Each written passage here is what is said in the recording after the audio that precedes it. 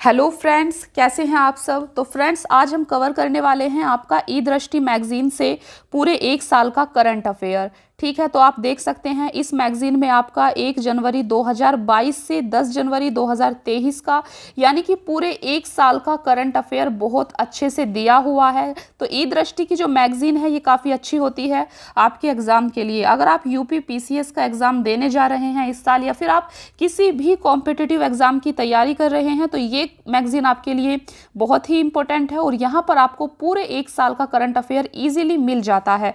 ठीक है, तो हम कवर करेंगे। आप इस मैगजीन को देख सकते हैं, इसके इंडेक्स को आप देख लीजिए। सबसे पहले देखिए इसका जो इंडेक्स है इसमें करंट अफेयर को डिवाइड किया गया है। एक तो नेशनल अफेयर्स में national current affair, national level यानी कि इंडिया के अंदर जितनी भी करंट अफेयर की घटनाएं हुई हैं तो नेशनल अफेयर्स यहाँ पर अलग दिया हुआ है। इंटरनेशनल अफेयर्स यानी कि जो अंतर्राष्ट्रीय स्तर की करंट अफेयर है वो आपका एक अलग सेक्शन बना हुआ है। साइंस टेक्नोलॉजी का आप देख सकते हैं कि एक अलग सेक्शन बना हुआ है। ठीक है, आप देख सकते हैं कि इकोनॉमिक्स की न्यूज़ का एक अलग सेक्शन है। एनवायरनमेंट से रिलेटेड जितनी भी करंट अफेयर है उसका एक अलग सेक्शन बना हुआ है। तो हम इन सभी करंट अफेयर्स को कवर करेंगे, सबके लिए हम एक अलग अलग क्लास लेकर आएंगे। तो अभी हम कवर कर रहे हैं आपकी नेशनल करंट अफेयर जितनी भी है। तो मैं आपको बता दूं कि नेशनल करंट अफेयर पर आपका ऑलरेडी 2 पार्ट आ चुके हैं, पार्ट 1 और पार्ट 2। ठीक है, जिसमें हमने काफ़ी कुछ कवर किया था। तो उसमें हमने देखा था फ्रेंड्स 17th प्रवासी भारतीय दिवस के बारे में देखा था। अभी आपका 17वां प्रवासी भारतीय दिवस मनाया गया है। तो ये कहाँ पर मनाया गया था? ये आपका इंदौर एमपी में मनाया गया है। ठीक है, तो India song Naatu Naatu wins global award. India का जो सॉन्ग है नाटू नाटू अभी हाल ही में इसने ग्लोबल अवार्ड जीता है। तो ये भी हमने पूरा डिटेल में डिस्कस किया था। ठीक है, तो पार्ट 1 और पार्ट 2 भी आप ज़रूर देख लेना अगर आपने वो नहीं देखे हैं, जिसमें हमने नेशनल करंट अफेयर को डिस्कस किया है। और आज हमारा जो करंट अफेयर है नेशनल करंट अफेयर का पार्ट 3 होने वाला है। तो हम एक बार रिवाइज कर लेते हैं कि पार्ट 1 और पार्ट 2 में हमने क्या देखा था। तो जैसा कि मैंने आपको बताया कि हॉर्नबिल फेस्टिवल ऑफ नागालैंड। देखिए हॉर्नबिल फेस्टिवल कहाँ मनाया जाता है?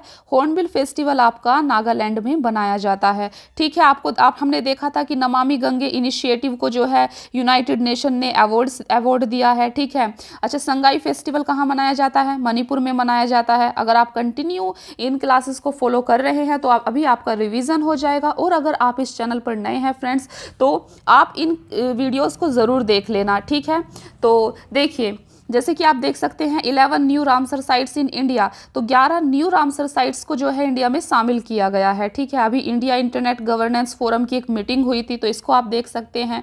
ठीक है, और भी देख सकते हैं सुप्रीम कोर्ट का जजमेंट आया था अभी ईडब्ल्यूएस रिजर्वेशन के लिए। तो कौन से संविधान संशोधन के द्वारा ये हुआ है पूरा डिटेल में हमने अपनी लास्ट क्लास में ये सब डिस्कस किया था। ठीक है, तो हमारा ये सब हो चुका है। लाइक स्वच्छ सर्वेक्षण हमने देखा था। ठीक है, हमने देखा था एनसीआरबी की रिपोर्ट हमने देखी थी कि इंडिया के अंदर सुसाइड सबसे ज़्यादा कहाँ होती है, कौन से स्टेट टॉप पर है। तो आपको अगर ये सारी जानकारी चाहिए तो आप प्लीज़ हमारी जो प्रीवियस क्लास आई हैं नेशनल करंट अफेयर पर उनको देख लें। ठीक है, तो चलिए फिर स्टार्ट करते हैं आज की क्लास। तो आज हमारा पार्ट 3 है नेशनल करंट अफेयर पर।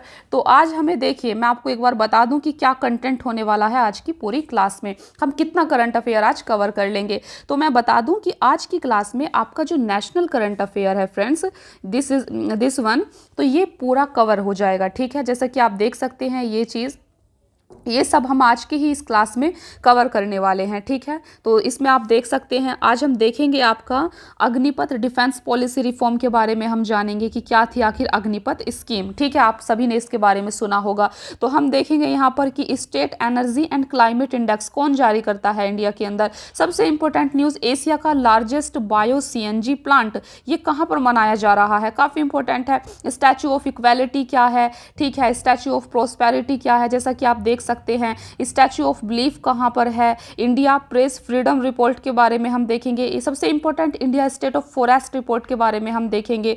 ठीक है, जैसे कि आपको दिख रहा होगा। तो ये सारी करंट अफेयर्स आज की इस क्लास में कवर हो जाएंगी। आपको ये क्लास पूरी देखनी है क्योंकि ये काफ़ी इंपॉर्टेंट है। ठीक है, देखिए स्माइल 75 इनिशिएटिव क्या है ये चीज़ हम देखने वाले हैं। ठीक है, ऐसे ही सिस एप्लीकेशन क्या है ये चीज़ हम देखेंगे।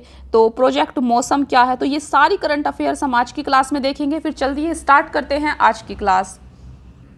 देखिए फ्रेंड्स, मैं आपको दिखाती चलूं कि हमने क्या सब कवर किया था लास्ट क्लास में। ठीक है, देखिए इसको हमने डिटेल में किया था डिस्कस कि 17th प्रवासी भारतीय दिवस, 17वां प्रवासी भारतीय दिवस कहाँ मनाया गया है। ठीक है, तो आप देख सकते हैं मध्य प्रदेश के इंदौर में ये मनाया गया है।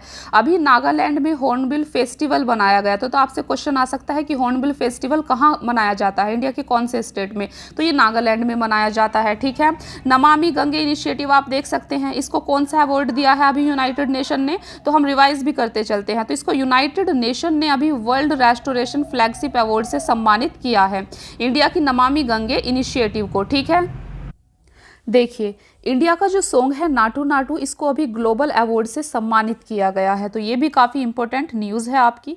आप देख सकते हैं कि मणिपुर में अभी संगाई फेस्टिवल आयोजित किया गया था। संगाई क्या है फ्रेंड्स, संगाई जो है ये मणिपुर का स्टेट एनिमल है, इस चीज़ को भी आप याद रखेंगे। ठीक है, तो ये सब हम सब कुछ कर चुके हैं। अभी इंडिया के अंदर जो 11 वेटलैंड्स है इनको न्यू रामसर साइट्स में घोषित किया गया है। ठीक है, तो ये 11 अभी शामिल किया है, इस नंबर को देखना और वो कौन कौन सी है इसको देखना आपके लिए ज़रूरी हो जाता है। ठीक है, तो आप हमारी लास्ट क्लास में वो चीज़ देख सकते हैं। अच्छा, आपको पता ही होगा कि लास्ट ईयर 2022 में 8 दिसंबर 2022 को गुजरात और हिमाचल प्रदेश में अभी विधानसभा के चुनाव हुए थे। तो इनके बारे में आपको जानना काफ़ी ज़रूरी है क्योंकि यहाँ से क्वेश्चन आपके किसी भी एग्जाम में बनने वाले हैं। ठीक है, अभी इंडिया इंटरनेट गवर्नेंस फोरम की बैठक हुई थी, कहाँ पर हुई थी, ये न्यू दिल्ली में हुई थी। ठीक है, तो ये काफ़ी इंपॉर्टेंट है। अभी जो है the world 100 most powerful women की एक लिस्ट जारी की गई थी जिसमें इंडिया की भी एक वुमेन है, निर्मला सीतारमण। ठीक है, तो ये भी काफ़ी इंपॉर्टेंट है। अमृत भारत स्टेशन स्कीम क्या है, ठीक है, ये हम देख चुके हैं। सुप्रीम कोर्ट का जजमेंट आया था अभी EWS रिजर्वेशन पर। ठीक है, तो यहाँ पर आपके लिए देखना ज़रूरी है कि ये कौन से संविधान संशोधन के द्वारा ऐसा किया गया है। तो फ्रेंड्स आप याद रखना, रिवीजन हो जाएगा आपका, 103वां संविधान संशोधन के द्वारा ये चीज़ की गई है। ठीक है, 103वां संविधान संशोधन 2019 के द्वारा क्या हुआ है, EWS को रिजर्वेशन दिया गया है 10%, 10% रिजर्वेशन दिया गया है। तो इस चीज़ को आप याद रखेंगे। ठीक है, फिर हमने देखा था कि स्वच्छ सर्वेक्षण 2022 हमने देखा, जिसमें टॉप पर कौन रहता है, टॉप पर हमेशा ही MP का इंदौर रहता है। ठीक है, तो आपको पता ही होगा। फिर जनरल लचित बरफुकान, तो लचित बरफुकान आपके कौन से स्टेट से संबंधित थे, ये आपके अहोम किंगडम। ठीक है, ये हिस्ट्री का एक क्वेश्चन बन जाता है तो किसी भी उसमें आ सकता है। तो अहोम किंगडम से आपके ये रिलेटेड हैं लचित बरफुकान, और अहोम किंगडम कहाँ का है, ये आपका असम में पड़ता है।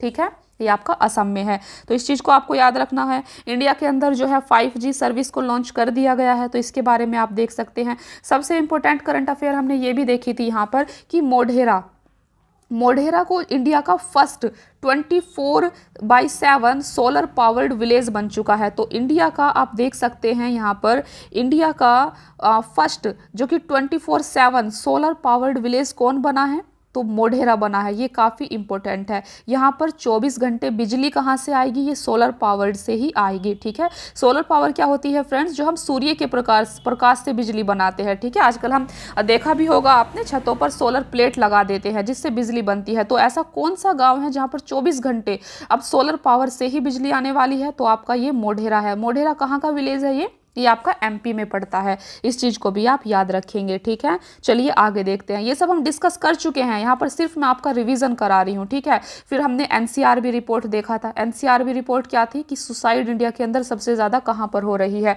तो ये महाराष्ट्र टॉप पर है। महाराष्ट्र में सबसे ज़्यादा लोग सुसाइड करते हैं। ठीक है, ये हमने देखा था। फिर हमने ये भी देखा था कि इंडिया की जो रैंक है वो स्टार्टअप इकोसिस्टम में 3rd आई है। ठीक है, तो इस चीज़ को भी बस आपको याद रखना है, इतना ही। फिर हमने इंडिया टूरिज्म स्टेटिस्टिक्स के बारे में देखा था कि टूरिज्म की रिपोर्ट क्या कहती है इंडिया में। इंस्पायर स्कीम आपकी किससे रिलेटेड थी, ये साइंस और टेक्नोलॉजी से रिलेटेड थी। ठीक है, स्टूडेंट्स को साइंस टेक्नोलॉजी में बढ़ावा देने के लिए, ताकि वो चीज़ इस चीज़ में आए। ठीक है, फिर हमने इसी से रिलेटेड मनक के बारे में देखा था कि मनक क्या है, फुल फॉर्म क्या होती है। ठीक है, फिर हमने देखा था कि PM श्री स्कूल स्कीम क्या है। ठीक है, तो इसमें क्या हो रहा है, तो ये सब फ्रेंड्स हम फिर TB मुक्त अभियान, ठीक है, TB मुक्त भारत अभियान, TB को कब तक इंडिया से ख़त्म करना है, 2025 तक, ऐसा गवर्नमेंट ने अपना लक्ष्य बनाया है। ठीक है, तो ये सारी करंट अफेयर्स हम देख चुके हैं। आपने देखा कि रिवीजन में ही इतना टाइम लग रहा है। ठीक है, तो हमें आज की क्लास स्टार्ट कर देनी चाहिए। तो आज से हम स्टार्ट करते हैं अपना पार्ट 3। ठीक है। तो जितना भी अभी तक मैंने आपको रिवाइज करवाया है फ्रेंड्स, इसके लिए हमारे 2 पार्ट आ चुके हैं, जिसमें हमने पार्ट 1 और पार्ट 2 में हमने पूरा नेशनल करंट अफेयर को डिस्कस किया था, ठीक है, डिटेल में। आज पार्ट 3 है आपका, तो आप अच्छे से अपना नोट्स बना लीजिए, शॉर्ट नोट्स, जिसमें आप आसानी से इन सबको कम टाइम में रिवाइज कर पाएँ, ठीक है। तो देखते हैं फिर। तो सबसे पहली न्यूज़ है आपके सामने अग्निपथ डिफेंस पॉलिसी रिफॉर्म। तो आपको पता होगा कि 14 जून 2022 को हमारे प्रधानमंत्री ने अग्निपथ स्कीम की घोषणा की थी, ठीक है। तो अग्निपथ स्कीम से आप सभी परिचित होंगे। तो अग्निपथ स्कीम के तहत जिन सोल्जर्स को रिक्रूट किया जाएगा उन्हें अग्निवीर कहा जाएगा, ठीक है। तो इसको 14 जून 2022 को लॉन्च किया गया है इस स्कीम को। और इसके तहत क्या होने वाला है, 4 साल के लिए आपको सेना में भर्ती किया जाएगा। 4 साल के बाद जो है आपको रिटायर कर दिया जाएगा, और रिटायरमेंट के बाद आपको कोई पेंशन नहीं मिलेगी। आपको 11 लाख के एक पैकेज के साथ, जिसको सेवानिधि पैकेज कहा जा रहा है, इसके साथ आपको रिटायर किया जाएगा, ठीक है। और उसमें से कुछ 25% लोगों को, 25% सोल्जर्स को परमानेंट कमीशन भी दिया जाएगा, ठीक है। वहाँ परमानेंट भी हो जाएंगे, वो उनकी स्किल पर डिपेंड करेगा, ठीक है। तो एक चीज़ यहाँ पर आप ध्यान रखना कि आफ्टर डिस्चार्ज, यानी कि जब आप 4 साल के बाद अग्निवीर से आएंगे तो आपको कोई पेंशन या कोई और सुविधा नहीं दी जाएगी, ठीक है। तो इसके लिए एलिजिबल कौन होगा अग्निवीर स्कीम के लिए? तो एलिजिबल होंगे फ्रेंड्स जिनकी भी एज आपकी 17.5 ईयर, यानी कि 17.5 साल से, तो 17.5 साल से 23 साल के बीच में है जिसकी भी एज, वो बच्चा इस चीज़ के लिए, अग्निवीर बनने के लिए एलिजिबल होगा, ठीक है। तो ये हमारी फर्स्ट न्यूज़ थी आज की क्लास की। देखते हैं दूसरी न्यूज़ है आपके सामने कि स्टेट फूड सेफ्टी इंडेक्स, ये 4th इसका वर्जन है।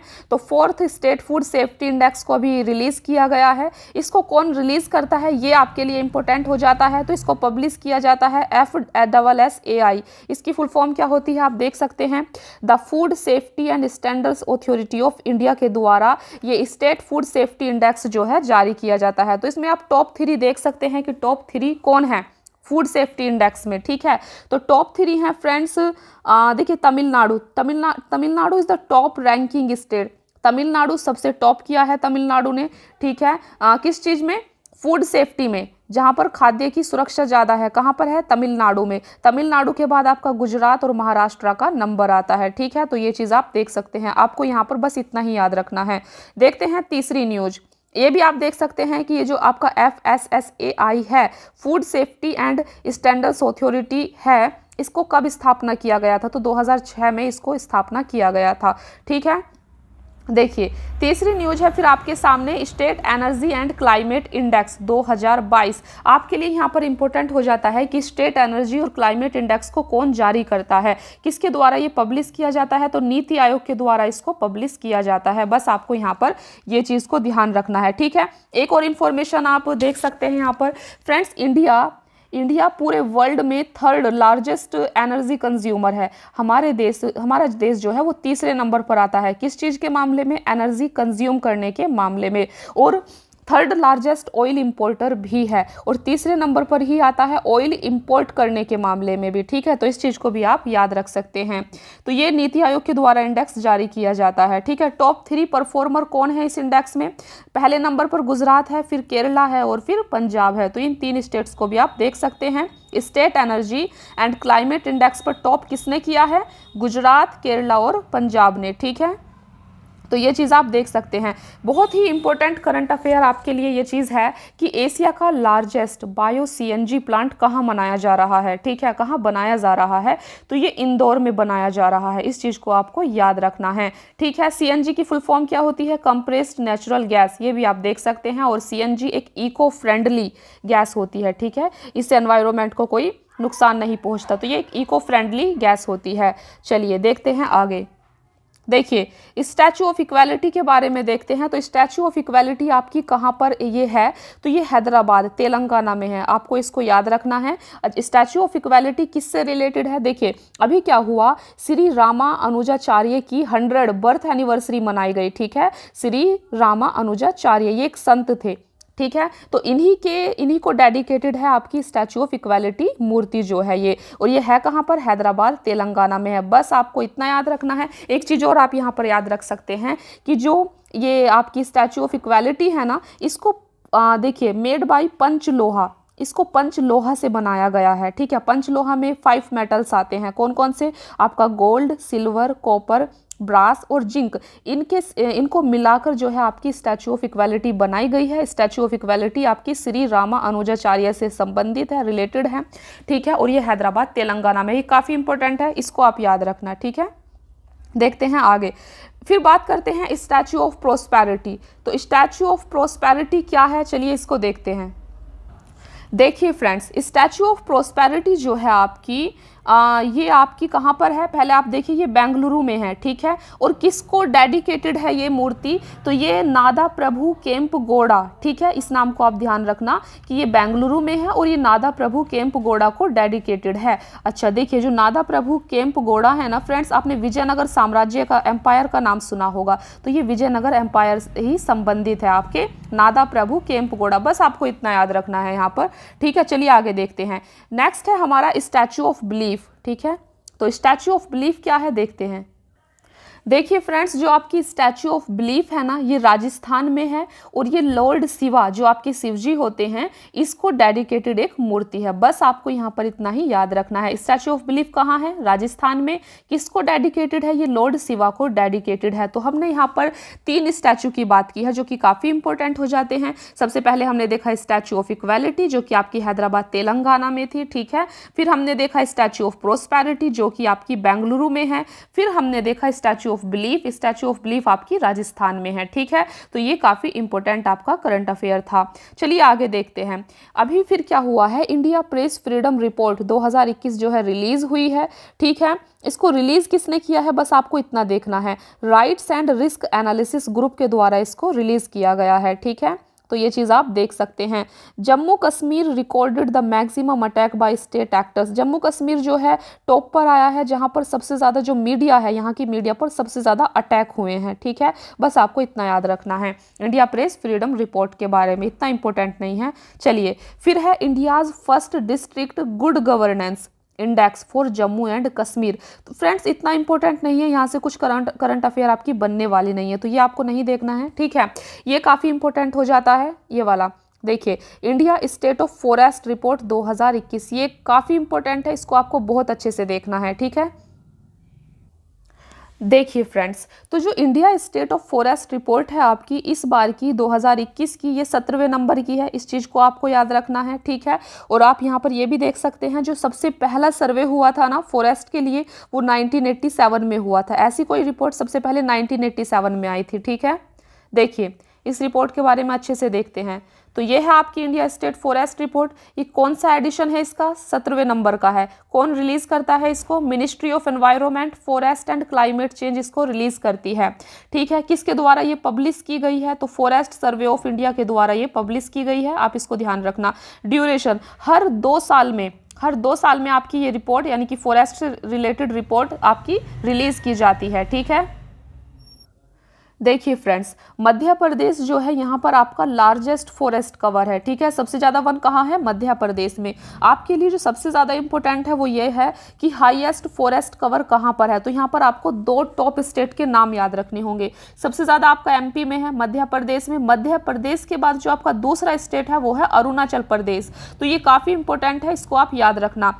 ठीक है, तो यहाँ था हाईएस्ट फॉरेस्ट कवर। लेकिन अगर हम परसेंटेज की बात करते हैं, देखिए परसेंटेज के मामले में आपका जो फॉरेस्ट कवर सबसे ज़्यादा है, टॉप पर है, वो आपका मिजोरम है। इस चीज़ को याद रखना, यहाँ पर अक्सर बच्चे कंफ्यूज करते हैं एग्जाम में। ठीक है, तो मिजोरम परसेंटेज के मामले में टॉप पर है, और मिजोरम के बाद जो दूसरा नंबर है वो आपका अरुणाचल प्रदेश का है। तो ये चीज़ों को आपको याद रखना है India state of forest report के बारे में। ठीक है, चलिए आगे देखते हैं। नेक्स्ट न्यूज़ है आपकी नेशनल सुसाइड प्रिवेंशन स्ट्रैटेजी। देखिए फ्रेंड्स, इंडिया के अंदर आखिर हो क्या रहा है? सुसाइड आजकल बहुत ज़्यादा हो रही है। ठीक है, और सुसाइड में कौन सा स्टेट टॉप पर है? तो महाराष्ट्र आपका टॉप पर है, जहाँ पर सबसे ज़्यादा सुसाइड होती है। इसीलिए एक स्ट्रैटेजी, एक प्लान बनाया गया है गवर्नमेंट के द्वारा कि कैसे सुसाइड को हम रोकें, ठीक है, कम करें। तो बस आपको यही देखना है। इसको देखिए कौन सी मिनिस्ट्री के द्वारा ये जो है जारी किया गया है, तो ministry of health and family welfare इसके द्वारा इसको रिलीज़ किया गया है। और जो आपका एनसीआरबी है, एनसीआरबी की फुल फॉर्म होती है नेशनल क्राइम रिकॉर्ड ब्यूरो, इसका हेडक्वार्टर आपका न्यू दिल्ली में है, इस चीज़ को आप याद रख सकते हैं। महाराष्ट्र एंड तमिलनाडु, ठीक है, और मध्य प्रदेश, ये 3 स्टेट टॉप पर हैं सुसाइड के मामले में इंडिया में। बस आपको इतना देखना है यहाँ पर, ठीक है। फिर नेक्स्ट न्यूज़ है आपकी Asian conference on diarrhoeal disease and nutrition. तो अभी क्या हुआ है, अभी 16वें नंबर का Asian conference on diarrhoeal disease and nutrition, अभी 16वें नंबर की कॉन्फ्रेंस हुई है, ठीक है, डायरियल डिजीज और न्यूट्रिशन पर। ये कहाँ हुई है, ये कलकत्ता में हुई है, ठीक है। और इसमें जो है ये तय किया गया है कि हमें कोलेरा जैसी डिजीज़ को 2030 तक इंडिया से ख़त्म कर देना है, बिल्कुल, ठीक है। टीबी को कब तक ख़त्म करने का लक्ष्य हमने रखा है, 2025 तक, ठीक है। तो इस चीज़ को आपको याद रखना है यहाँ पर। चलिए आगे देखते हैं। नेक्स्ट न्यूज़ है हमारी महाकाल लोक प्रोजेक्ट, ठीक है। तो ये क्या है देखते हैं। देखिए फ्रेंड्स, जो महाकाल लोक प्रोजेक्ट है, ठीक है, ये कहाँ है, ये जो है Shri Mahakal Lok corridor in Shri Mahakaleshwar temple Ujjain Madhya Pradesh. तो मध्य प्रदेश के उज्जैन में जो आपका महाकालेश्वर टेम्पल है, वहाँ पर ये एक कॉरिडोर बनाया जा रहा है, ठीक है, इसी टेम्पल में। तो बस ये उसी से रिलेटेड है, ठीक है, उसको और अच्छा किया जा रहा है। आप देख सकते हैं कि इंडिया के अंदर 12 ज्योतिर्लिंग है, ठीक है, 12 ज्योतिर्लिंग है। तो ये थोड़ा आप देख सकते हैं। तो आप इन 12 ज्योतिर्लिंग को देखते हुए चल सकते हैं। देखिए सोमनाथ ज्योतिर्लिंग कहाँ है आपका, ये गुजरात के सौराष्ट्र में पड़ता है, ठीक है। महाकालेश्वर ज्योतिर्लिंग कहाँ है, ये मध्य प्रदेश के उज्जैन में है, ठीक है। देखिए ओमकारेश्वर ज्योतिर्लिंग कहाँ है, ये मध्य प्रदेश के खांडवा में पड़ता है। फिर केदारनाथ ज्योतिर्लिंग आपके उत्तराखंड के केदारनाथ में है।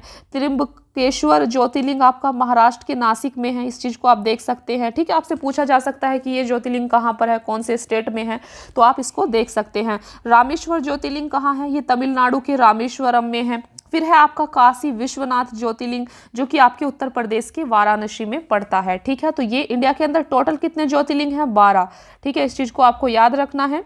फिर नेक्स्ट न्यूज़ है आपकी कि देखिए कैडमैट बीच एंड थुंडी बीच, ठीक है, गेट ब्लू फ्लैग टैग। तो ये 2 बीच हैं, समुद्र का किनारा है, जिनको ब्लू फ्लैग टैग दिया गया है। तो ब्लू फ्लैग टैग क्या होता है और कितने टोटल हो चुके हैं इंडिया के अंदर, तो हम देखते हैं, ठीक है। देखिए इंडिया के 2 नए बीच, यानी कि एक है आपका मिनिकोय थुंडी बीच और दूसरा है कैडमैट बीच, दोनों ही आपके ये लक्षद्वीप में है, इस चीज़ को आप याद रख सकते हैं, ठीक है। दोनों ही लक्षद्वीप में है, इनको ब्लू फ्लैग टैग दिया गया है, ठीक है। और अभी टोटल ब्लू फ्लैग टैग वाले जो बीच हैं उनकी संख्या 12 हो चुकी है, 12 हो चुके हैं टोटल, 10 पहले थे, 2 अब हो चुके हैं, ठीक है। तो टोटल ये 12 हो गए। तो आप इसको देख भी सकते हैं, ये आपका मैप में दिया गया है सारे बीचेस। वैसे इसको इतना देखना ज़रूरी नहीं है, बस आप इतना याद रखना, ठीक है। देखिए देखिए ब्लू फ्लैग टैग होता क्या है आखिर। फ्रेंड्स ब्लू फ्लैग टैग जो है ये ऐसे बीच का मतलब होता है समुद्र का किनारा, जैसे कि ये आप देख पा रहे हैं, ठीक है। तो ये उसको दिया जाता है जो एनवायरनमेंट फ्रेंडली होता है, वहाँ पर एनवायरनमेंट फ्रेंडली काम हो रहा हो और क्लीन बीच हो, ठीक है, बिल्कुल साफ सुथरा हो, पर्यावरण को वहाँ पर ऐसा कोई काम ना हो रहा हो जो क्षति ना पहुँच रही हो, ठीक है। तो एनवायरनमेंट फ्रेंडली हो, ऐसे जो बीच होते हैं उनको ब्लू फ्लैग टैग दिया जाता है। तो इंडिया के अंदर ये 12 हो चुके हैं, ठीक है। और जो अभी नए हैं उनका नाम आप देख सकते हैं और ये लक्षद्वीप के अंदर है, ठीक है। चलिए आगे देखते हैं। तो नेक्स्ट न्यूज़ है आपकी नेशनल कॉन्फ्रेंस ऑन प्रोजेक्ट मौसम। तो प्रोजेक्ट मौसम क्या है देखते हैं। देखिए ये जो नेशनल कॉन्फ्रेंस है प्रोजेक्ट मौसम पर, ये अभी न्यू दिल्ली में हुई है, ठीक है, न्यू दिल्ली में हुई है। और इसकी थीम क्या है, आखिर इसका मकसद क्या है, प्रोजेक्ट मौसम क्या है। बस आपको इतना याद रखना है, जो प्रोजेक्ट मौसम है ना, हिंद महासागर का नाम आपने सुना होगा। हिंद महासागर के पास की जो कंट्री हैं उनके बीच में एक कल्चरल रिलेशन, सांस्कृतिक रिलेशन को बढ़ावा देखना। किन कंट्रियों के बीच में, हिंद महासागर, इंडियन ओशियन रिम कंट्रीज, ठीक है, इंडियन ओशियन हिंद महासागर के पास की जो कंट्री है उनके बीच में एक सांस्कृतिक संबंधों को बढ़ावा देना प्रोजेक्ट मौसम का क्या है, मकसद है, ठीक है। तो आप देख सकते हैं, देखिए अच्छा, प्रोजेक्ट मौसम लॉन्च्ड बाय कौन सी ministry, ministry of culture, government of India के द्वारा इसको लॉन्च किया गया है, ठीक है। अबाउट प्रोजेक्ट मौसम, तो प्रोजेक्ट मौसम वाज लॉन्च्ड, इसको आप याद रख सकते हैं। जो मेनली आपका प्रोजेक्ट मौसम है इसको 2014 में जो है लॉन्च किया गया था, ठीक है। तो ये आपका 2014 से चल रहा है। और 38 world heritage session at Doha Qatar में इसको अनाउंस किया गया था, ठीक है, इस कॉन्फ्रेंस के दौरान। प्रोजेक्ट मौसम को तो आपने किससे रिलेटेड है? प्रोजेक्ट मौसम आपका हिंद महासागर की कंट्री से, इंडियन ओशियन रिम एसोसिएशन, ठीक है, इससे आपका रिलेटेड है। बस आपको इतना याद रखना है प्रोजेक्ट मौसम के बारे में। देखिए ये काफ़ी इंपॉर्टेंट है आपका 12th addition of defence expo, ठीक है। तो 12वां एडिशन डिफेंस एक्सपो का ये कहाँ पर आयोजित किया गया है? तो ये गुजरात गांधीनगर में आयोजित किया गया था, अभी आपसे पूछा जा सकता है, ठीक है। और किसके द्वारा ऑर्गेनाइज किया गया है? Ministry of defence. थीम क्या है इसकी? पाथ टू प्राइड, ठीक है। देखिए इसका मकसद क्या है आखिर, जो डिफेंस एक्सपो है, हम अब मतलब भारत की सरकार क्या कर रही है फ्रेंड्स, हम हर चीज़ में आत्मनिर्भर होना चाहते हैं, ठीक है। तो हम चाहते हैं कि जो हमारा डिफेंस सेक्टर है, रक्षा से रिलेटेड हमारी जितने भी इक्विपमेंट है, यानी कि जितना भी सामान बनता है, हम चाहते हैं कि हम उन्हें अपने ही देश के अंदर बनाएं, किसी से हमें उसको परचेज ना करना पड़े, ठीक है। हम उसको ज़्यादा आयात ना करें, बल्कि हम उसका निर्यात करना चाहते हैं, ठीक है। तो हम डिफेंस सेक्टर में भी आत्मनिर्भर बनना चाहते हैं। उसी के लिए इसी जो कॉन्फ्रेंस है आपका गुजरात गांधीनगर में अभी हुआ था, ठीक है। देखिए ये 12वें नंबर का है। अगर आपसे पूछा जाए कि 11वें नंबर का डिफेंस एक्सपो कहाँ हुआ था, तो ये उत्तर प्रदेश के लखनऊ में हुआ था 2020 में। इसको भी आप ध्यान रख सकते हैं, ठीक है। Achieve self reliance in defence, तो डिफेंस सेक्टर में हम आत्मनिर्भर होना चाहते हैं, उसी के लिए ये है डिफेंस एक्सपो। तो आपके लिए इतना ही इंपॉर्टेंट था यहाँ पर, ठीक है। देखिए फिर दूसरी न्यूज़ है आपके लिए धर्मशाला डिक्लेरेशन 2022। तो धर्मशाला डिक्लेरेशन क्या है देखते हैं। तो फ्रेंड्स ये धर्मशाला डिक्लेरेशन आपके लिए काफ़ी इंपॉर्टेंट न्यूज़ है, ठीक है। तो आपको इसको अच्छे से समझना है। देखिए हुआ क्या है, पहले इस चीज़ को आप समझिए। अभी क्या हुआ था, national conference of state tourism minister, यानी कि सभी स्टेट के जो टूरिज्म मिनिस्टर हैं ना, उनकी एक नेशनल कॉन्फ्रेंस हुई है। तो ये कहाँ पर हुई थी कॉन्फ्रेंस? ये हिमाचल प्रदेश के धर्मशाला में हुई थी, ठीक है। ये धर्मशाला एक नाम होगा एक जगह का, हिमाचल प्रदेश में है जो, ठीक है। तो हिमाचल प्रदेश के धर्मशाला में नेशनल कॉन्फ्रेंस हुई है सभी स्टेट के टूरिज्म मिनिस्टर की। अच्छा, अटेंडेड बाय किसके द्वारा ये अटेंड की गई है? टूरिज्म मिनिस्टर्स ऑफ स्टेट, ठीक है। स्टेट के सभी टूरिज्म मिनिस्टर के द्वारा इसको अटेंड किया गया था। किसके द्वारा इसको ऑर्गेनाइज किया गया है? Ministry of tourism and government of India के द्वारा, ठीक है। और इसमें क्या अडॉप्ट किया गया है? तो इसी कॉन्फ्रेंस में आपका धर्मशाला डिक्लेरेशन 2022 को अडॉप्ट किया गया है। अच्छा, धर्मशाला डिक्लेरेशन है क्या? तो धर्मशाला डिक्लेरेशन ये है, हम ये चाहते हैं कि इंडिया 2023 में, आपको पता होगा कि G20 की प्रेसिडेंसी कर रहा है, यानी कि G20 की अध्यक्षता कर रहा है 2023 में। तो हम चाहते हैं कि इंडिया को एक सबसे बड़े मेजर टूरिज्म डेस्टिनेशन के रूप में इंडिया को विकसित किया जाए, इंडिया को टॉप पर लाया जाए। किस चीज़ में? टूरिज्म में, ठीक है। टूरिज्म के चीज़ उस सेक्टर में, टूरिज्म क्या होता है? घूमना फिरना, ठीक है। विदेश से लोग आते हैं भारत, तो यही आपका टूरिज्म है, ठीक है। तो हम टूरिज्म को बहुत ज़्यादा बढ़ावा देना चाहते हैं G20 2023 तक, ठीक है, यानी कि इसी साल तक। तो आप यहाँ पर देख सकते हैं कि टूरिज्म से रिलेटेड काफ़ी सारी स्कीम्स हैं जो हमारी गवर्नमेंट ने लॉन्च की हुई है। तो पहली स्कीम आप देख सकते हैं, पहली है स्वदेश दर्शन स्कीम। अगर आपसे पूछ लिया जाए कि ये स्कीम किससे रिलेटेड है, तो आप आसानी से बता सकते हैं कि ये टूरिज्म और कल्चर से रिलेटेड है, ठीक है। तो स्वदेश दर्शन स्कीम को कब लॉन्च किया गया था? 2014-15 में इसको लॉन्च किया गया था। और किसके द्वारा? Ministry of tourism and culture के द्वारा, ठीक है। ये आपकी बेसिकली टूरिज्म से रिलेटेड एक स्कीम है। दूसरी है प्रसाद स्कीम। प्रसाद स्कीम को 2014-15 में लॉन्च किया गया था मिनिस्ट्री ऑफ टूरिज्म के द्वारा। ये भी आपकी टूरिज्म को बढ़ावा देने से रिलेटेड है।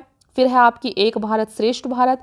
एक भारत श्रेष्ठ भारत को भी 2015 में लॉन्च किया गया है। और इस एक भारत श्रेष्ठ भारत को सरदार पटेल की 140वीं बर्थ एनिवर्सरी पर लॉन्च किया गया था। ये काफ़ी इंपॉर्टेंट हो जाता है, ठीक है। तो आपको इसको याद रखना है। ये कुछ स्कीम्स हैं जो आपकी टूरिज्म से रिलेटेड है।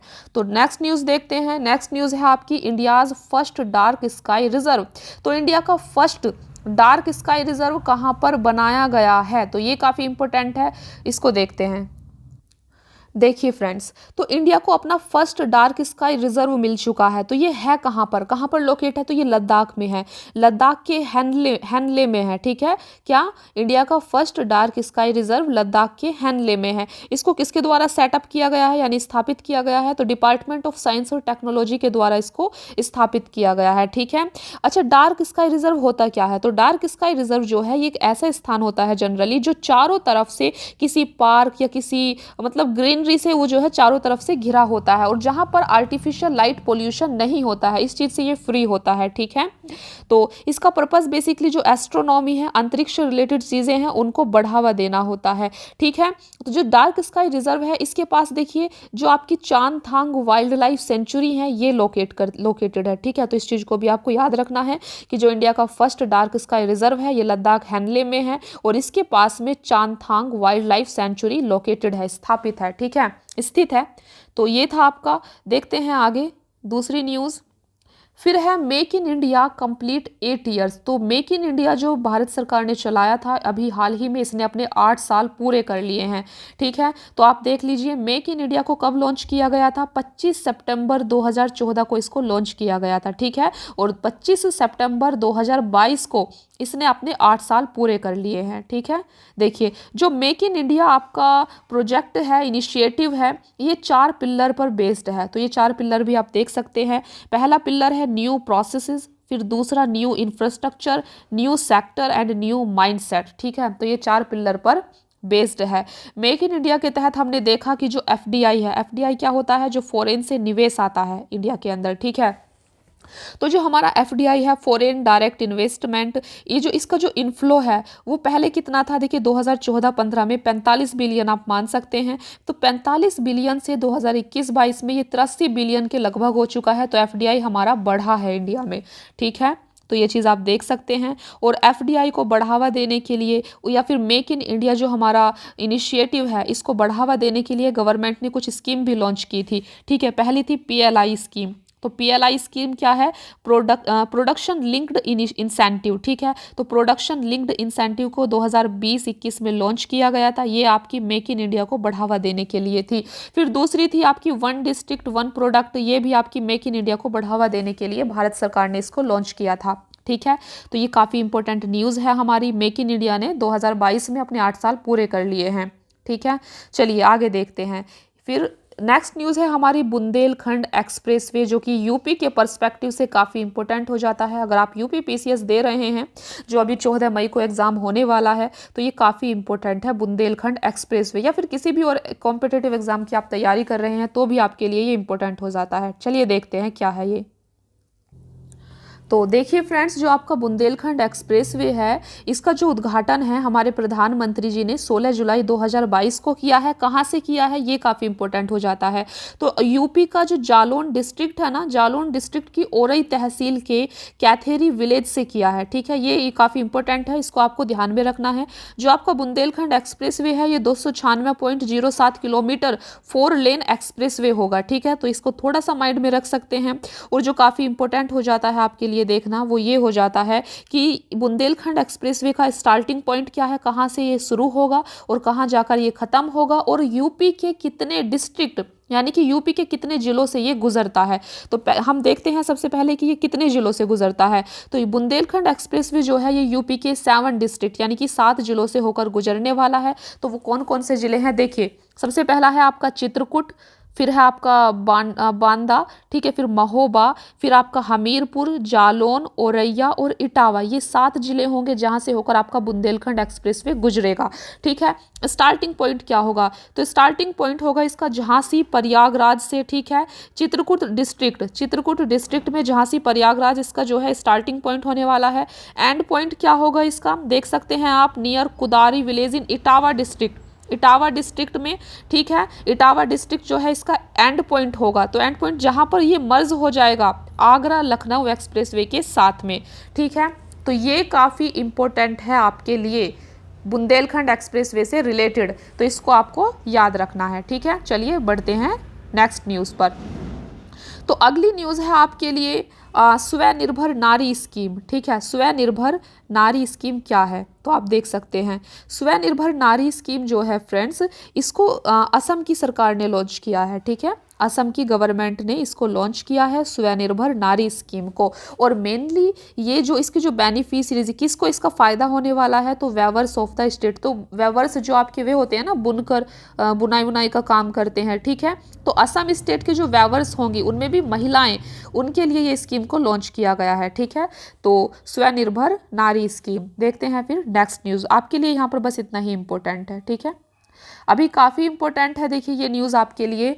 एमपी का जो बुरहानपुर डिस्ट्रिक्ट है, फर्स्ट डिस्ट्रिक्ट, ठीक है, टू सर्टिफाई हर घर जल, तो हर घर जल प्रदान करने वाला जो इंडिया का यानी एमपी का जो इंडिया का जो फर्स्ट डिस्ट्रिक्ट है वो कहाँ पर है, वो मध्य प्रदेश का बुरहानपुर है। तो बुरहानपुर ऐसा पहला जिला बना है जहाँ जो हर घर जल को प्रदान करने में सबसे टॉप पर है, ठीक है। तो आप देख सकते हैं कि Madhya Pradesh Burhanpur popularly known as the क्या है ये, देखिए दरवाज़ा ऑफ दक्किन, ठीक है। अच्छा, बुरहानपुर को दरवाज़ा ऑफ दक्किन के नाम से भी जाना जाता है, तो आप इस चीज़ को यहाँ पर याद रखेंगे। तो ये आपका किससे रिलेटेड था, कौन सी स्कीम से, तो आपको पता होगा कि जल जीवन स्कीम जो है अभी लॉन्च की थी सरकार ने, तो ये उसी से रिलेटेड है। तो हर घर जल प्रदान करने वाला पहला जिला कौन बना है इंडिया का, बुरहानपुर। कहाँ है ये, मध्य प्रदेश में है। जल जीवन मिशन, देखिए यहाँ पर हम थोड़ा जल जीवन मिशन के बारे में देख लेते हैं। इसको कब लॉन्च किया गया था, तो अगस्त 2019 में इसको लॉन्च किया गया था इस स्कीम को, ठीक है। और यहाँ पर क्या लक्ष्य है कि 2024 तक हम हर घर में, हर जो गांव होते हैं, गांव के हर घर में हम जो टंकी होती हैं उस टंकी कनेक्शन से जल प्रदान कर पाएँ, ठीक है। तो यही इसका जो है लक्ष्य है जल जीवन मिशन का, ठीक है। देखिए, देखते हैं फिर नेक्स्ट न्यूज़ क्या है हमारी। देखिए, आप यहाँ पर एक चीज़ और याद रखना, यहाँ पर ये भी काफ़ी इंपॉर्टेंट है आपके लिए। तो जल जीवन मिशन में हमने देखा कि पहला जिला कौन सा है, ठीक है, तो बुरहानपुर है। अगर आपसे पूछा जाए कि पहला राज्य कौन सा है जिसने ये मतलब प्राप्त किया है ये सर्टिफाई, तो गोवा है, ठीक है। गोवा बिकेम द फर्स्ट हर घर जल certified state in the country. तो गोवा पहला स्टेट है जो हर घर जल के मामले में सबसे टॉप पर आया है, ठीक है। और यूटी की बात करें तो यूटी यानी कि जो केंद्र शासित प्रदेश होता है उसमें दादर और नगर हवेली, दमन और दीव हैं, ठीक है। तो पहला जिला में कौन है, बुरहानपुर। पहले स्टेट की बात करें तो गोवा, और पहले यूटी की बात करें तो दादर और नगर हवेली। इस चीज़ को आपको याद रखना है। फिर आपकी नेक्स्ट न्यूज़ है स्माइल 75 इनिशिएटिव। तो ये स्माइल इनिशिएटिव बेसिकली किससे रिलेटेड है, सबसे पहले हम इसकी फुल फॉर्म देखते हैं। तो स्माइल की फुल फॉर्म होती है friends, support for marginalised individuals for livelihood and enterprises, यानी समाज में जो लोग मतलब पिछड़े हुए हैं उनका सशक्तिकरण से रिलेटेड है आपकी स्माइल स्कीम। इसको कब लॉन्च किया गया है, 12 अगस्त 2022 को इसको लॉन्च किया गया है। किसके द्वारा, ministry of social justice and empowerment के द्वारा इसको लॉन्च किया गया है, स्माइल 75। आप देख सकते हैं the aim of smile 75 is to make cities और town and municipal areas begging free. यहाँ से आप समझ सकते हैं। तो जो स्माइल 75 इनिशिएटिव है इसका मेन मकसद है जो सिटी और टाउन है या फिर म्युनिसिपल एरिया है उनको भीख मांगने से फ्री करना, ठीक है। कोई भीख ना मांगे, जो पिछड़े हुए लोग हैं उनका सशक्तिकरण करना, ठीक है, बैगिंग फ्री। तो ये बैगिंग फ्री बनाना इसका मकसद है, किसका, स्माइल 75 इनिशिएटिव का, ठीक है। चलिए देखते हैं नेक्स्ट न्यूज़। फिर देखिए, यहाँ पर आप देख सकते हैं कि हमारे देश की जो पहली फर्स्ट नाइट सफारी है इसको लखनऊ में शुरू किया गया है, ठीक है। इसको लखनऊ में शुरू किया है कब, 16 अगस्त 2022 को इसको अप्रूव्ड किया गया है। तो फर्स्ट नाइट सफारी इंडिया की कहाँ बनाई गई है, लखनऊ में, ठीक है। और इसको कहाँ पर ओपन किया गया है, तो इसको उत्तर प्रदेश के लखनऊ में जो कुकराली जो फॉरेस्ट एरिया है यहाँ पर इसको शुरू किया गया है। इसका ऑब्जेक्टिव क्या है, promoting eco tourism in the state. Eco tourism को बढ़ावा देना ही इसका ऑब्जेक्टिव है। और ये किससे इंस्पायर है, तो ये सिंगापुर की नाइट सफारी से इंस्पायर्ड स्कीम है, ठीक है। तो ये आप देख सकते हैं। चलिए आगे देखते हैं। फिर नेक्स्ट न्यूज़ है आपकी श्रेष्ठा स्कीम। तो श्रेष्ठा स्कीम क्या है, देखते हैं। इसको 3 जून 2022 को लॉन्च किया गया है। किसने लॉन्च किया है इसको, the union ministry of social justice and empowerment के द्वारा इसको लॉन्च किया गया है, ठीक है। और इसका ऑब्जेक्टिव क्या है श्रेष्ठा स्कीम का, scheme is designed for residential education for SC student. देखिए, जो भी एससी स्टूडेंट्स है ना उनकी हाई स्कूल तक की पढ़ाई के लिए इस स्कीम के द्वारा उनको लाभ पहुंचाया जाएगा। तो ये बेसिकली एससी स्टूडेंट के लिए है, हाई स्कूल तक की पढ़ाई को इसमें टारगेट किया गया है, ठीक है। बस आपको यहाँ पर इतना याद रखना है श्रेष्ठा स्कीम के बारे में, ठीक है। तो नेक्स्ट न्यूज़ हम देखते हैं क्या है हमारी। देखिए, फिर है हमारी national e governance service delivery assessment report, ठीक है। तो आपको बस यहाँ पर इतना याद रखना है कि ई गवर्नेंस के मामले में केरला केरला हमारा टॉप पर है, ठीक है, बस इतना याद रखना है। चलिए आगे देखते हैं। फिर फ्रेंड्स सिस एप्लीकेशन, सिस एप्लीकेशन क्या है? सिस एप्लीकेशन को किसके द्वारा डेवलप किया गया है? तो national commission for the protection of child right, यहीं से आपको समझ में आ जाएगा। तो चाइल्ड राइट्स, जो बच्चों के अधिकार हैं, उनकी रक्षा के लिए ही सिस एप्लीकेशन को यहाँ पर लॉन्च किया गया है। तो इसका ऑब्जेक्टिव क्या है? To help in the rehabilitations process of children in street situation. तो जो बच्चे गलियों में भीख मांगते फिरते हैं, ठीक है, उनके लिए इस एप्लीकेशन को चलाया गया है, या जिन बच्चों के अधिकारों का हनन होता है, बेसिकली जो चाइल्ड राइट्स हैं, उसी के लिए इसको लॉन्च किया गया है, सिस एप्लीकेशन को। बस इतना आपको याद रखना है। फिर नेक्स्ट न्यूज़ है आपकी, जो कि काफ़ी इंपॉर्टेंट हो जाती है, सीडीएस। सीडीएस के बारे में है, ठीक है। CDS amended service rules of the army, navy and air force. तो सीडीएस के बारे में हमें यहाँ जानना है क्या? सीडीएस की फुल फॉर्म होती है basically chief of defence staff, ठीक है, चीफ ऑफ डिफेंस स्टाफ। तो ये क्या है देखते हैं। तो फ्रेंड्स बेसिकली सीडीएस क्या होता है? हमारे जो प्रधानमंत्री थे, उन्होंने 15 अगस्त 2019 को इसके बारे में बात की थी, और फाइनली इसको 24 दिसंबर 2019 को इस पद को, ये एक पद है सीडीएस, ठीक है, ये तो इसको मंजूरी दे दी गई थी। तो सीडीएस क्या होता है? तो हमारी जो तीनों आर्मी होती है ना, उसका हेड होता है आपका सीडीएस। और आपको क्या याद रखना है यहाँ पर? जो बिपिन रावत थे, बिपिन रावत इंडिया के फर्स्ट सीडीएस थे, ठीक है, फर्स्ट चीफ ऑफ डिफेंस थे। कौन? बिपिन रावत। इतना आपको यहाँ पर याद रखना है। चलिए देखते हैं नेक्स्ट न्यूज़। तो नेक्स्ट न्यूज़ है हमारी Jammu and Kashmir delimitations commission final report. तो friends Jammu and Kashmir delimitation commission final report 5 मई 2022 को। डिलिमिटेशन कमीशन का मतलब होता है परिसीमन आयोग। तो परिसीमन आयोग वो होता है जो किसी राज्य या फिर केंद्र शासित प्रदेश में विधानसभा या लोकसभा की सीटों का निर्धारण करता है। तो वो होता है आपका एक परिसीमन आयोग, डिलिमिटेशन कमीशन। तो 5 मई 2022 को इसकी फाइनल रिपोर्ट आ चुकी है। यहाँ पर जानना हमारे लिए ये ज़रूरी हो जाता है कि इसको हेड कौन कर रहे थे। तो इसको हेड कर रहे थे, ये जम्मू कश्मीर के लिए परिसीमन आयोग बना था, और इसको हेड कर रहे थे जस्टिस रंजना प्रकाश देसाई। और इसके मेंबर कौन थे? तो ये भी देख लेते हैं। इसके मेंबर थे चीफ इलेक्शन कमिश्नर जो कि सुशील चंद्रा हैं, और जम्मू कश्मीर के जो स्टेट इलेक्शन कमिश्नर हैं, ठीक है, के शर्मा। तो ये इसके मेंबर्स थे, ये हमें याद रखना होगा। तो व्हाट इज डिलिमिटेशन? डिलिमिटेशन का मतलब होता है परिसीमन, सीमा निर्धारण करना, ठीक है। तो किसी भी राज्य या यूटी, जैसे कि जम्मू कश्मीर अभी आपका यूटी है, तो इसकी कॉन्स्टिट्यूएंसीज यानी कि जो विधानसभा की सीटें हैं उसका निर्धारण करना। तो रिपोर्ट में, फाइनल रिपोर्ट में आखिर क्या इन्होंने बताया है? तो the total number of assembly seats in the UT will increase from 83 to 90। तो जम्मू कश्मीर की जो विधानसभा है उसमें 83 से 90 सीट को बढ़ा दिया गया है। तो ये इसकी फाइनल रिपोर्ट आई है, ठीक है। तो चलिए देखते हैं फिर नेक्स्ट न्यूज़ क्या है हमारी। तो prime minister employment generation program, तो देखते हैं आखिर क्या है। तो इसको लॉन्च किया है आपका 2 स्कीम को मर्ज करके, इसको जो है लॉन्च किया गया है। तो 2 स्कीम कौन सी हैं? पहली है प्राइम मिनिस्टर रोजगार योजना, दूसरी रूरल एम्प्लॉयमेंट जनरेशन प्रोग्राम। इन दोनों को मर्ज करके इस एक नई स्कीम को लॉन्च किया गया है, prime minister employment generation program. इसको अप्रूव किसने किया है? Ministry of micro small and medium enterprises के द्वारा इसको अप्रूव किया गया है। मेनली इसका ऑब्जेक्टिव क्या है? इसका ऑब्जेक्टिव है एम्प्लॉयमेंट को, रोजगार को जनरेट करना through establishment of micro enterprises. Micro enterprises वो होते हैं जो छोटे छोटे उद्योग होते हैं। तो छोटे छोटे माइक्रो एंटरप्राइजेस, छोटे छोटे उद्योगों को स्थापित कर कर रोजगार को जनरेट करना इस स्कीम का मेन ऑब्जेक्टिव है। इसको इम्प्लीमेंटेशन कौन कर रहा है? तो केवीआईसी का मतलब होता है Khadi and village industry commission. तो ये इसकी इम्प्लीमेंटेशन एजेंसी है फाइनली।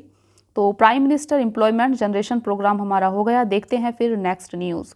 तो नेक्स्ट है आपका केरला, ये काफ़ी इंपॉर्टेंट है। Kerala becomes first state to introduce carbon neutral farming. India का ऐसा कौन सा स्टेट है सबसे पहला जो कार्बन न्यूट्रल फार्मिंग के मामले में मतलब कार्बन न्यूट्रल फार्मिंग का क्षेत्र में आगे आ चुका है? तो वो आपका केरला है। इस चीज़ को याद रखना है। ऑर्गेनिक फार्मिंग में टॉप पर कौन है?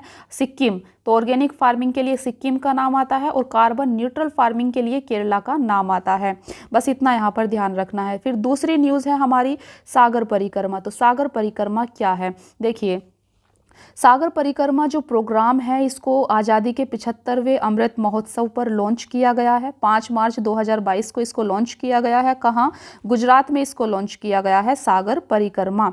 और सागर परिक्रमा मेनली क्या है? इंडिया की जो कोस्ट लाइन है ना, इंडिया की जो समुद्री सीमा है, समुद्री सीमा पर जो राज्य पड़ते हैं, ठीक है, तो यहाँ पर जाकर हमें देखना है कि जो मछुआरे हैं उनकी क्या प्रॉब्लम्स है, और इस रीजन में जो समुद्री सीमा है, इस रीजन में मेनली इंडिया के सामने चैलेंजेस क्या हैं, क्या सब चुनौतियां हैं, तो उन्हीं सब को अंडरस्टैंड करना, चैलेंजेस को, एक्सपीरियंस को, ठीक है, जो फिशरमैन यानी कि जो मछुआरे हैं यहाँ पर, फिशरमैन कम्युनिटी है यहाँ पर, उनके चैलेंजेस को आइडेंटिफाई करना ही सागर परिक्रमा का मेन ऑब्जेक्टिव है।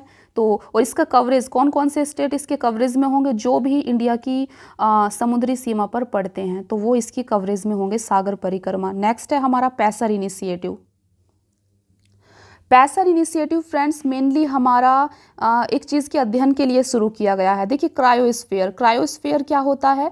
क्रायोस्फीयर भूमि का वह पार्ट, ठीक है, frozen water part of the earth system, यानी कि जो पानी है यहाँ पर ये बर्फ में जमा हुआ है, ठीक है, तो जो भी पार्ट बर्फ के रूप में पानी का जमा हुआ है वो क्रायोस्फीयर कहलाता है। और इसी के अध्ययन के लिए ये पैसर इनिशिएटिव को स्टार्ट किया है। तो इसको मार्च 2022 में जो है स्टार्ट किया है, इसकी मिनिस्ट्री ऑफ अर्थ साइंस के द्वारा इसको लॉन्च किया गया है। ये इंपॉर्टेंट है यहाँ पर, ठीक है। तो इसकी जो कौन सी मिनिस्ट्री के द्वारा? मिनिस्ट्री ऑफ अर्थ साइंस के द्वारा इसको लॉन्च किया गया है। 2021 से 2026 तक के लिए ये आपका इनिशिएटिव है, पैसर इनिशिएटिव। फिर दूसरी स्कीम है हमारी 7 years of Ujala scheme. Ujala scheme के 7 साल कंप्लीट हो चुके हैं। 5 जनवरी 2022 को मिनिस्ट्री ऑफ पावर ने इसको लॉन्च किया था। इस स्कीम के तहत गवर्नमेंट जो है एलईडी लाइट्स को वो सस्ते दामों में जनता को उपलब्ध करा रही थी, ठीक है। तो यहाँ पर देख लेते हैं उजाला का जो फुल फॉर्म होता है। उजाला का फुल फॉर्म होता है मेनली उन्नत ज्योति बाई अफोर्डेबल एलईडी फॉर ऑल्स। तो इस स्कीम को लॉन्च किया गया था 5 जनवरी 2015 में। उजाला स्कीम को किसने लॉन्च किया था? मिनिस्ट्री ऑफ पावर, ठीक है। तो यही थी। इसकी इम्प्लीमेंटेशन एजेंसी कौन है? EESL, energy efficiency services limited. देखते हैं दूसरी न्यूज़ फ्रेंड्स। फिर हमारी न्यूज़ है इंटेंसिफाइड मिशन इंद्रधनुष 4.0। इंद्रधनुष 4.0 को लॉन्च किया गया है। तो इंद्रधनुष 4.0 को कब लॉन्च किया गया है? 7 फरवरी 2022 को इसको लॉन्च किया गया है। किसके द्वारा? Ministry of health and family welfare के द्वारा इसको लॉन्च किया गया है। मेनली है क्या इंद्रधनुष 4.0? ये मेनली जो चिल्ड्रन होते हैं, बच्चे और वुमेन होती है, उनकी हेल्थ के लिए, ठीक है, उनको बीमारियों से बचाने के लिए वैक्सीन देने से संबंधित है मेनली, ठीक है, ताकि उनको कोई बीमारी ना हो। बस इतना याद रखना है। इंद्रधनुष 4.0 बच्चों और महिलाओं की स्वास्थ्य से रिलेटेड है, ठीक है, उनको वैक्सीनेशन देना है इंद्रधनुष 4.0 के तहत। फिर नेक्स्ट न्यूज़ है हमारी 24th national conference on e governance. तो ई गवर्नेंस पर अभी 24th नेशनल कॉन्फ्रेंस हुई है, ये तेलंगाना में हुई है।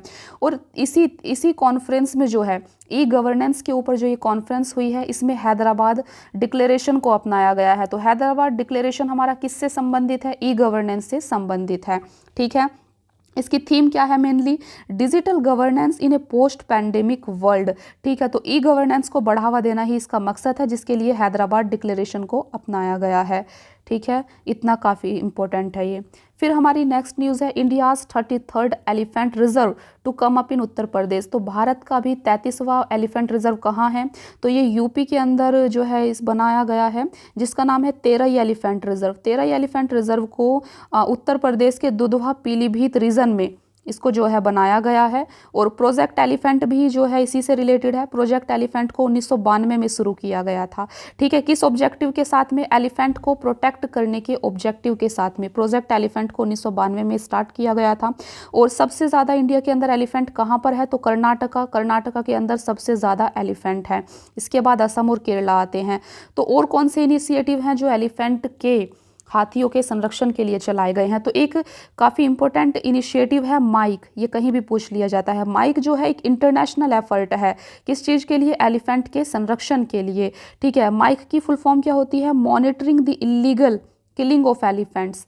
तो ये माइक की फुल फॉर्म है जो काफ़ी इंपॉर्टेंट है। फिर देखते हैं पीएम किसान सम्मान सम्मेलन 2022। तो पीएम किसान सम्मेलन 2022 जो है ये न्यू दिल्ली के अंदर इसको आयोजित किया गया है। देखिए यहाँ पर एक एडिशनल इन्फॉर्मेशन आप देख सकते हैं कि जो इंडिया है, इंडिया फर्टिलाइज़र को कंज्यूम करने के मामले में दूसरे स्थान पर है वर्ल्ड में, और फर्टिलाइज़र के आयात करने के मामले में पहले स्थान पर है। ठीक है, तो ये चीज़ आप याद रख सकते हैं। और इसी सम्मेलन के तहत one nation one fertiliser scheme को भी लॉन्च किया गया है। भारत यूरिया बैग, इस चीज़ को भी यहीं पर लॉन्च किया गया है। तो जितना भी इंडिया के फर्टिलाइज़र होंगे, इन सब के साथ में ये भारत वर्ड जुड़ा होगा, तो ये काफ़ी इम्पोर्टेंट हो जाता है। इसी सम्मेलन के दौरान इसको अपनाया गया है। फिर नेक्स्ट न्यूज़ है हमारी new tiger reserve in Uttar Pradesh. तो 27 सितंबर 2022 को उत्तर प्रदेश की कैबिनेट ने एक न्यू टाइगर रिजर्व को बनाया है। ठीक है, तो कहाँ पर बन रहा है ये? तो ये यूपी के रानीपुर वाइल्ड लाइफ सेंचुरी में चित्रकूट डिस्ट्रिक्ट में जो एक न्यू टाइगर रिजर्व है, इसको लॉन्च किया गया है, बनाया गया है। बस इसको याद रखना है, ये कहाँ पर है? ये चित्रकूट डिस्ट्रिक्ट में है। तो फ्रेंड्स, यहाँ पर हमारा जो नेशनल करंट अफेयर था ई दृष्टि मैगजीन से, वो यहाँ पर हमारा पूरा कंप्लीट हो जाता है। अब हमारा इसके जो नेक्स्ट होने वाला है वो होगा न्यूज़ इन शॉर्ट्स। तो जो भी छोटी छोटी न्यूज़ जो है करंट में रही हैं, ठीक है, छोटी छोटी न्यूज़, उनको हम इन सबको हम एक क्लास में देख लेंगे। ठीक है, ये सारी नेक्स्ट क्लास में आपकी कवर हो जाएंगी। तो आज आपकी पूरा नेशनल करंट अफेयर जो है 1 साल का, ये कवर हो गया है, पूरा कंप्लीट हो जाता है। तो फिर मिलते हैं ऐसे ही करंट अफेयर की एक नेक्स्ट क्लास में। अगर आप इस चैनल पर नए हैं तो प्लीज़ चैनल को सब्सक्राइब कर लें और लाइक और कमेंट ज़रूर करें। Thank you so much friends.